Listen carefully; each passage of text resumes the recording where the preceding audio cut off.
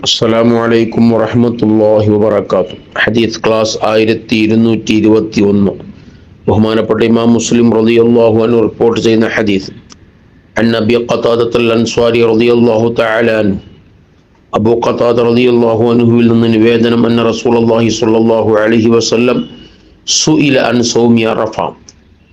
ഹബീബ് സ്വല്ലല്ലാഹു അലൈഹി വസല്ലമ തങ്ങളോട് അറഫ ദിവസത്തെ നോമ്പിനെ കുറിച്ച് ചോദിക്കപ്പെട്ടു. ദുൽഹിജ്ജ 9, അതാണല്ലോ അറഫ ദിവസം. ആ ദിവസത്തെ നോമ്പിനെ കുറിച്ച് നബി സല്ലല്ലാഹു അലൈഹി വസല്ലം തങ്ങളോട് ചോദിക്കപ്പെട്ടു. ഫഖാല, ഹബീബ് സല്ലല്ലാഹു അലൈഹി വസല്ലം തങ്ങൾ പറഞ്ഞു, യുകഫിറു സനത്തൽ മാദിയ വൽ ബാഖിയ.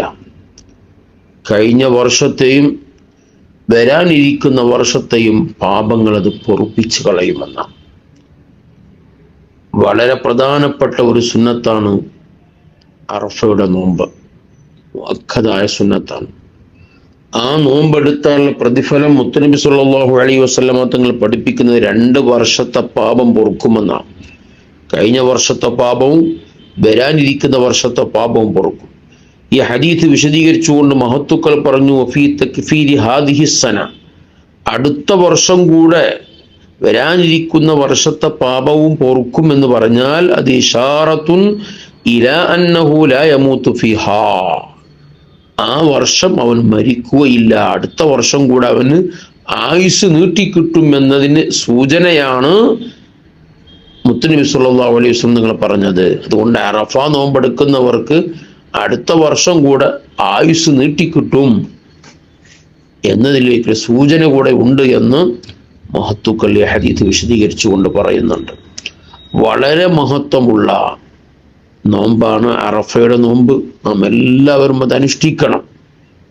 അതോടുകൂടെ ആ ദിവസം നമ്മൾ ധാരാളം ദിക്റുകൾ വർദ്ധിപ്പിക്കണം, ദുആ വർദ്ധിപ്പിക്കണം.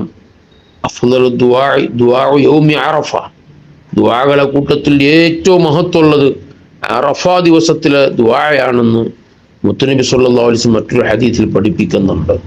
അപ്പൊ ഇന്നത്തെ അസ്തമയത്തോടുകൂടെ നമ്മിലേക്ക് കടന്നു വരുന്ന അറഫ ദിവസം, ഇന്നത്തെ രാത്രിയും നാളത്തെ പകലും ഇബാദത്തുകളെ കൊണ്ട്, സൽക്കർമ്മങ്ങളെ കൊണ്ട് ധന്യമാക്കി പിശാചിന് ഏറ്റവും സങ്കടപ്പെടുന്ന ദിവസമാണെന്ന് മുത്തുനബി സല്ലല്ലാഹു അലൈഹി വസല്ലം മറ്റൊരു ഹദീസിൽ പഠിപ്പിക്കുന്നുണ്ട്. ഈമാനുള്ളവർക്കൊക്കെ അള്ളാഹു പുറത്തു കൊടുക്കുന്ന ദിവസമാണ് അറഫ ദിവസം. അതുകൊണ്ട് വളരെ ആത്മാർത്ഥമായി ഈ സമയങ്ങളൊക്കെ നമ്മൾ ഉപയോഗപ്പെടുത്തണം. അള്ളാഹു തൗഫീഖ് നൽകട്ടെ. ആമീൻ യാ റബ്ബൽ ആലമീൻ. അസ്സലാമു അലൈക്കും വറഹ്മത്തുള്ളാഹി വബറകാതുഹു.